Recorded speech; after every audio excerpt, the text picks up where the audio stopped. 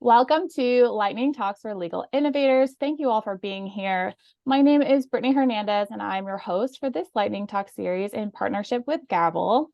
I'm a lawyer, a Gavel expert, and professional no-code, low-code developer, a legal tech educator, and the founder of Chromium Academy, where we have Gavel certification courses, as well as courses in software, Airtable, Go Full Page, and more. I'm also very privileged to be Gavel's global ambassador to law schools and the program director and senior instructor of their Law Students in Legal Tech Access Justice Fellowship. Today, Charlie Beck, venture partner at Going VC Partners, will discuss the topic, understanding VC and legal tech, challenges and opportunities. Feel free to post your questions in the chat as you think of them, and Charlie will pick them up once he concludes. After questions, I will share some announcements and do a quick wrap up, after which you're free to stay on the call for an optional 5 minutes of speed networking, where I'll invite a few people to introduce themselves for about 1 minute each. You can let me or Maddie, who's helping me out today, know in the chat if you'd like to introduce yourself during that portion of the call.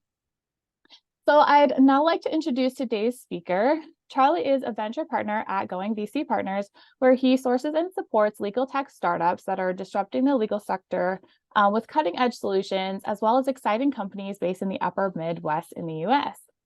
He's also the founder of Beck, where he enables startups to scale their workforce up or down as required by connecting them with the right talent at the right time. Also, as the COO of Veerless, he leads the operations and strategy of a consulting agency that advises corporations and investors on environmental, social, and governance risks and reputation management. He's also a recovering lawyer with experience as the sole practitioner at Beck Legal Consulting. And as a fun fact, after law school, he was one of 5 interns selected by a highly competitive Chinese law firm, specializing in intellectual property in 2006. So thank you so much for being with us today, Charlie. The floor is now yours. Wonderful. Thank you all for being here. I will share my screen and bring up my presentation. There and there. All right.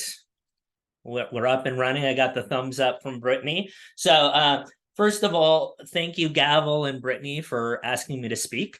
What we're going to do today is get your guys' faces out of my way. So there we go. Now I can read my notes. Much more helpful. We're going to look at VC in a little bit different perspective. We're not going to go, what goes in my pitch deck or what's in my data room. We're going to really do a bit more dive into venture capital.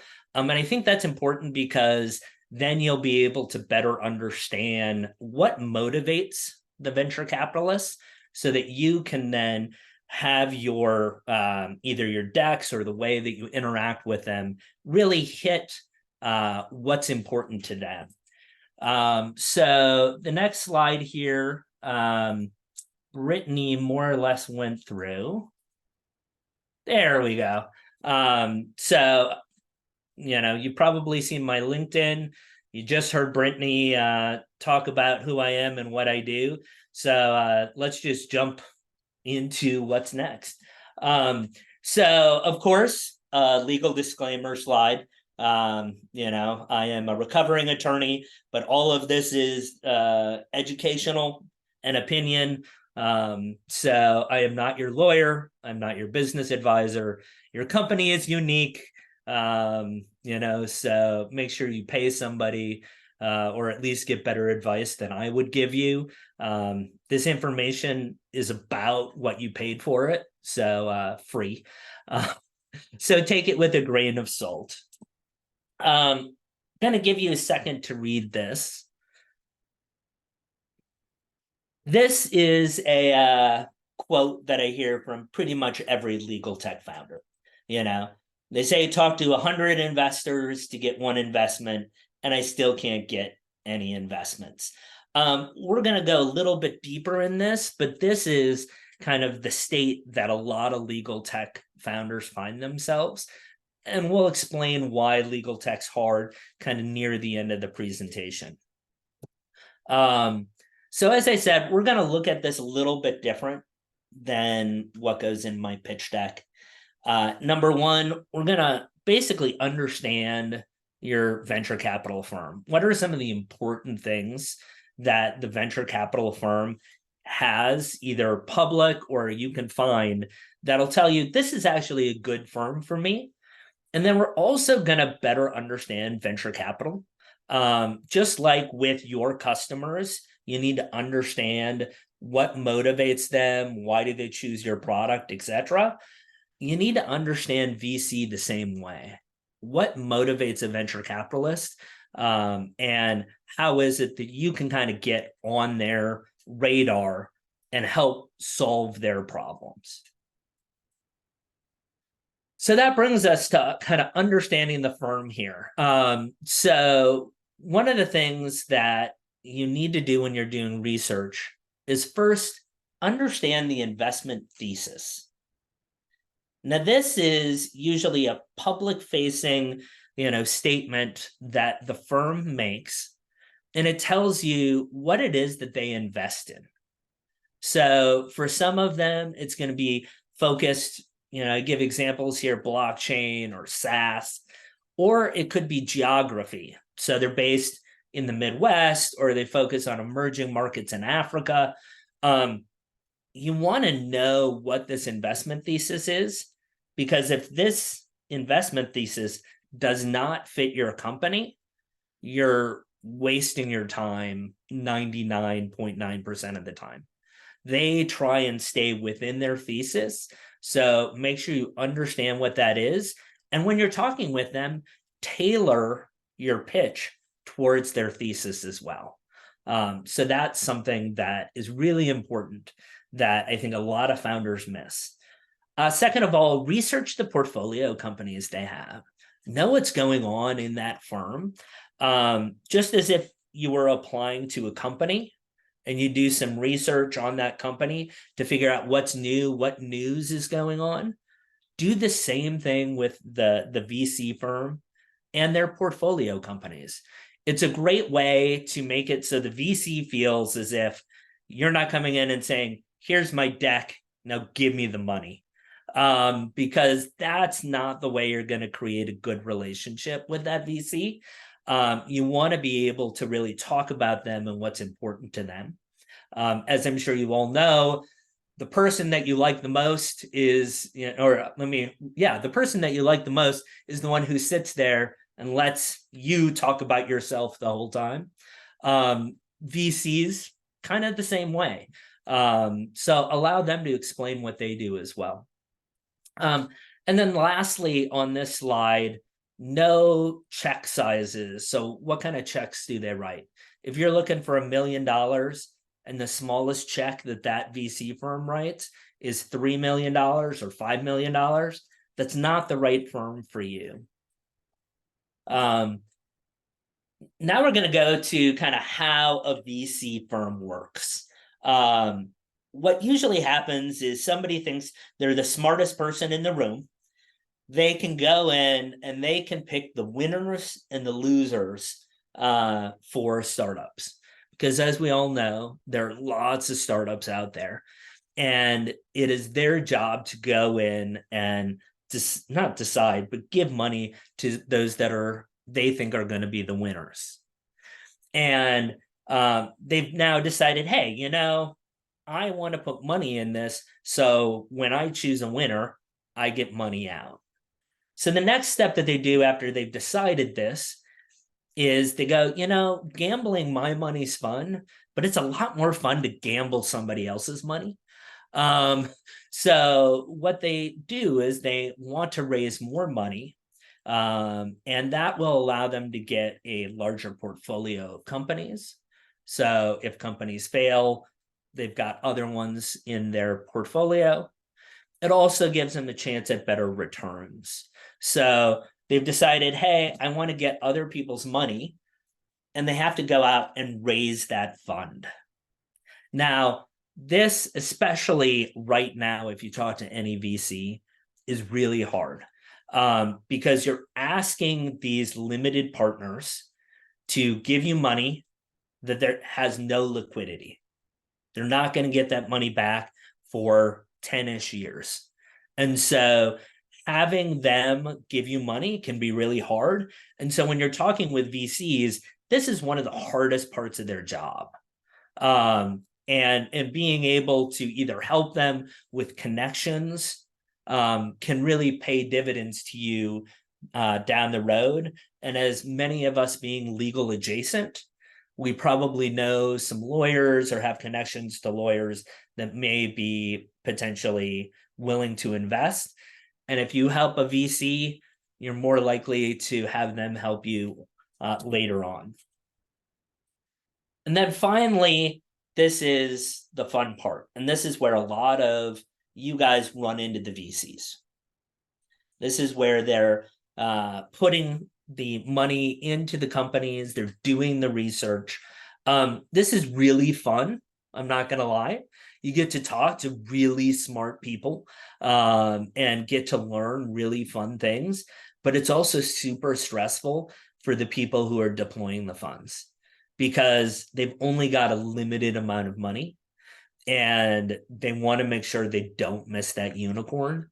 And so this is the place where the founders and the VCs meet. It can be fun, it can be exciting, it can be frustrating on both sides, but this is where most people think of the VC process. Now, this here is going to be the most important slide of the entire deck. So I will take a pause and you feel free to take a snapshot with your computer of this slide because it is the most important. So what these VCs are doing when they're getting money from their investors is they're making a promise to them that they will get an investment return or an IRR, which is internal rate of return, of 30%, and they're going to get that money back within 10 years. This is the promise that they make. Now, IRR is just a fancy way to say return. It takes into account the time value of money. So, for example, if you invested $1 million, you would rather get $2 million back in year 2 than $2 million back in year 7. So the IRR takes that into account. And so that's the target that they're always trying to hit. That is the problem they're trying to solve. And they do it by investing in companies, but that's the part that drives them. I'm going to go through kind of a scenario of a portfolio so we can kind of see how they expect portfolios to perform. But to do that, we're going to make it pretty simple here. We're going to say it's a $10 million fund, and their goal is to grow that to $40 million. And again, that needs to be within that 10 years. And the way that they're going to do it is they're going to pick 10 companies and they're going to invest $1 million in each company. If you run the math on this, the IRR is a little off. Don't worry about that. Trying to make this simple so that we can really kind of go through the life of a fund. We're going to start here in year 2 because I don't got time to go through every year and you'd probably get bored. So where I want to start here is on the right-hand side on that table. You can see that top line is the amount of money that they have in their bank account still. So they've invested in 6 companies. Remember, it's $1 million per company. So they still have $4 million in the bank account. And then below are the 6 companies they've invested in. The ones that they've invested here in year 2 are equal to $1 million. And then the other companies they invested in year 1 have gone up in value. And the overall value of this portfolio right now is $13 million. And in year 2, that sounds pretty darn good. But that's kind of where it is with this snapshot. And the next couple of slides, you're going to see how that changes. And then we've got the chart there for folks who like the visual versus the numbers. I like pretty pictures myself, but to each their own. So we'll go into year 5 now. you can see how this portfolio has changed. They fully invested all of their money in within that first 3 years. That's pretty standard for VC firms. They try and invest fairly quickly in the beginning because remember, it's a 10-year horizon. They need to be out in 10 years. They've already lost 2 companies. You can see that with the X. Value has gone down to 0. At year 5, having 2 companies go under, it's not horrible, truthfully. And it looks like they've got 2 big winners here. So they've got that Star company at $10 million. Remember, they invested 1, now it's at 10. And they've got that document company there at $12 million. Now, having 2 big winners is actually really good for a firm. And the overall value here is 37. Remember, we're trying to get to 40. This is all paper money, but it's on the way. Jump into year 7 here. Notice that 1 document company went through the floor. AI happened or something, some big dog came in and started doing the exact same thing. You're going to see that a lot, that you're going to have a company or 2 that looks like they're doing really well, and then something happens. And it looks like they've really only got that 1 winner, that Star company. And then they've got the cookie company that are the last 3. Year 7 of a fund is really a great place to evaluate your fund. You're able to say, is this going to be a good fund, a bad fund, or a mediocre fund? And believe it or not, this looks like a good fund. Even though at year 7, they've already lost most of their companies. Now, you'll talk to a VC and they say, oh, no, we've got better numbers than this. But truthfully, this is pretty close to average. So let's go to the last year of the fund and just kind of close up this set of slides. When you're looking here, they got that 1 big exit of $45 million in year 8. Remember, they were shooting for 40 overall to return the fund. So they've done fairly well. Thinking about this, really 10% of the companies that VCs invest in are going to return the fund. And so since we have 10 companies, they're only expecting 1 to actually make it. And usually another 10% tend to kind of be zombies. They might get their money back. They might get a little money. But most of the ones that they invest in go belly up, which is, for a lot of people, eye-opening, because you assume that every company they invest in is going to do great. That's not how it is in actuality. And the IRR here, remember we were shooting for 30, is 29.2, with investors getting some money back in the middle of the year, etc. But that's pretty close to what they were shooting for of 30. So we're getting near the end. Always need to do a what did I learn slide. So we'll start on that left-hand side again. The most important thing to a VC is that IRR in 30. Oh, there we go. An IRR of 30 in 10 years. Every company that they invest in, that's what's on their mind. You need to remember each fund is a little different. They're not just money banks. So understand what that firm is, what makes them different, and why you as a company could be really good in that portfolio versus just thinking, hey, I'm getting some money and I'm going to run from there. Understand that life cycle of a VC fund. A lot of people, when they go and they're starting to pitch, they figure out, what do I need in my slide deck? What do I need in my data room? What are the metrics that I need? You guys can find that on Google. Everybody and their brother writes about that because everybody's interested in that. And It is an important question. But when I talk with founders, I realize the stuff we've covered today is stuff a lot of them don't know, and it can change their perspective. And then, kind of the last thing is they expect 10% of their companies, maybe 20% of their companies to return the fund. And so every investment that they make needs to be a grand slam. And they're not looking for doubles. They're not looking for triples. They're only looking for money, only looking for companies that can return the entire fund.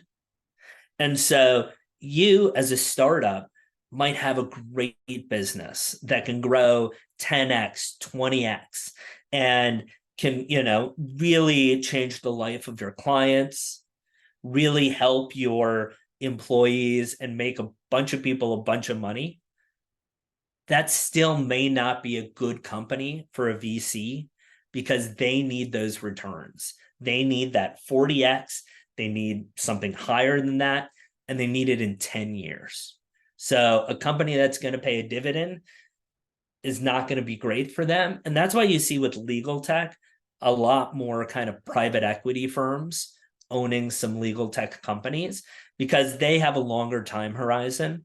They're usually, able to take dividends and then pay that back, etc., versus these VCs who want their money out in 10 years. Again, that slide is the most important slide. IRR 30, 10 years, and I can't hit that enough. So with that brings us to the end. Feel free to reach out to me. It's been a pleasure speaking with you all. I think we are at 19 minutes and 40 some seconds. So somehow I kept it within that 20, Brittany, even though I said I wouldn't. Feel free to reach out. I'm going to be out of town most of November. So if you reach out and I don't get back, it is because I'm a jerk. It's not because I'm out of town, but I will get back to you. It could just be December or around Thanksgiving. So with that, I can open it up. I see there are some things in the chat that I have not yet read, but I'll stop sharing and we will go from there. That was amazing. Thank you so much, Charlie. I really appreciate it. We do still see your screen. Okay, perfect. Yes, I was going to say, we do have a question in the chat, and then I obviously have a question because I'm always so curious. But I want to give time for everyone else because I'm always asking. So if you are the one who put the question in the chat, if you want to unmute and ask yourself, that's completely fine. Or I can do it for you. Okay, I will ask a question. So it's how, if at all, does this change based on the stage of the fund based on the stage the fund invests in? And does any fund actually invest in a true pre-seed, or is that just something they say to get an early look? It's a great question. So there are two questions there. First of all, let's take the first one. Yes. So on that one slide, and I totally glossed over it all, is there are different rounds of funds. So there's usually pre-seed. Well, first of all, there's friends and family, then generally angel, pre-seed, seed, and each time you're writing bigger checks. And so the estimated returns or expected returns definitely change. So as you're getting to those later stage companies, where they're writing those bigger checks, they are on a little bit different time horizon. I've really focused on seed and pre-seed VC firms, because that's where a lot of, I think, you folks are probably looking. And then once you've raised your first round or two, you're a lot smarter at this than I am. So I got nothing to add. Going to your second question, which was, is it just an early look? It depends on the firm. At the end of the day, what these firms want to do is get the early look and have that contact with the founder and say, here are some of the things that I would really like to see you do in the next year or two, and do it without very much money. Because it tells them, if you can move the needle without money, just imagine what we could do if we put some lighter fluid on you. And so, yes, there are ones that invest in pre-seed. I think most of them generally focus a bit more on seed. However, starting those relationships early is really helpful. It is hard. You hear these stories, and I was just talking to a guy yesterday where people are raising their entire round within a month. The way that they do that is they've already got the connections. They've already met with a bunch of VCs, and those VCs have said, hey, if you hit these metrics, I'll be interested. So come back to me in 2 months, 3 months. And then that's when they raise their fund. And so they're able to raise it really quickly. So that was a long-winded answer to your question. I hope I hit most of it. Perfect. So we have a hand up from Andy. I did see Ezekiel come off of put his camera on first. So I just wanted to make sure if you had a question, you had a chance to ask it, and then we can do Andy next. Okay, great, Brittany. Thank you. And thank you, Charlie. That was a great presentation. How would you say it changes in terms of legal tech? I've raised and it's been like horrible, but I know it is for anyone, especially in Latam. But how do you see this playing out in terms of legal tech, and especially like intuitively you see and you check what investment they previously done in legal tech? Yep. But then again, I don't know if that actually uh, is a bad thing or a bad scenario, because they have already invested in the space, which is not that interesting for VCs as well. So I don't know. Are you going to be the first legal tech company in the fund, which you have one challenge, or are you trying to be the second one, which is another challenge? It's that they already exposed themselves to a vertical that it's very underfunded. Yeah, that's a really good question, and I'm going to throw it back with the lawyer answer. It depends. So I think there are kind of two ways that I would look at this. Number one, look not the way that you're saying it is they might only invest in one legal tech company. There are funds out there that focus more on legal or have a vertical that focuses on legal. So those folks are specifically focused on that. I know a lot of more general VC firms are nervous about legal. They just are. They don't know it, so they're not experts. It tends to be a smaller market than some of the other things. And remember, they've got limited dollars. So if their thesis says, I'll invest in anything, they're looking for, usually it's kind of the fintech, or right now AI is the sexy place, although I wouldn't put money in there, but that's a whole nother thing. And so it really depends on the firms. I agree on the AI thing. Yeah, it's the Wild West out there, which is a lot of fun to watch, but I wouldn't want to put any bets on the table, because as soon as you put a bet on the table, somebody else has got something twice as good. So I don't want to like monopolize this, but it's a super interesting thing. What I've seen is that I was in Google Next a few months ago, and I saw features in the platform of Google that were 10 different companies, like a feature, and it Yep. wasn't. But sorry, I'm monopolizing that, and I'm really interested in actually the question by Carlos was, I think, legal tech for B2C is the way to address, and I hope your fund or whichever do, and I'm B2B, but B2C actually addresses the access to justice problem. Yeah. Very much like Brittany and Dorna are doing. Yes. Sorry, just quickly, because we're at time for our kind of like main portion. So I just wanted to quickly I'll just do a quick wrap up, and then Andy, if you can stay on a little bit, he can answer your question, and then Carlos, well, you can answer your question too. I just want to just quickly wrap us up so that anyone who needs to leave can leave, and then we'll stay on for 5 more minutes. So I just wanted to quickly say thank you to Charlie, and to say if you want to get in touch with him, he had his email on there, but also you can reach out to him on LinkedIn as well. Today, right after this, in 15 minutes, I'm going to start the Core 6 Basics for Basics Week for the Gavel Certification Course Series. So if you're interested in getting trained in Gavel and certified, you can join us by going to comayamacademy.com.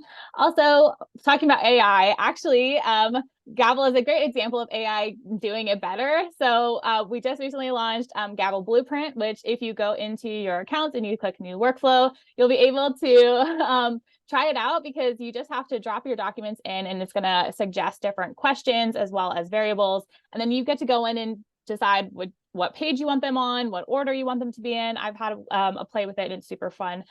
Also very exciting, we have a DocuSign integration coming soon. Right now you are able to get it set up anyway, but it's going to be even easier to install this and to kind of get it going. It's going to be native within the Gavel platform itself. And then also bundles now have the ability to be only used once by an end user or client. So that's very exciting as well. Okay, so that's just to say one last thing before we take the last few questions, is to announce our next speaker, who will be Suki Alberga. So she has graciously accepted to be our November 30th speaker. So she is a lawyer and founder of Bridging Legal Solutions LPC out of Canada. So she's going to be talking about how does a tenacious passion for change lead to transformational innovation in legal tech. So I'm super excited for that one. You can join us for that one on November 30th at the same time. So for those of you that need to go, no problem. I'm going to go ahead and stop the recording now so we can finish out the questions, do a little bit of networking, and go from there. So if you need to go, no problem. And everyone else, stay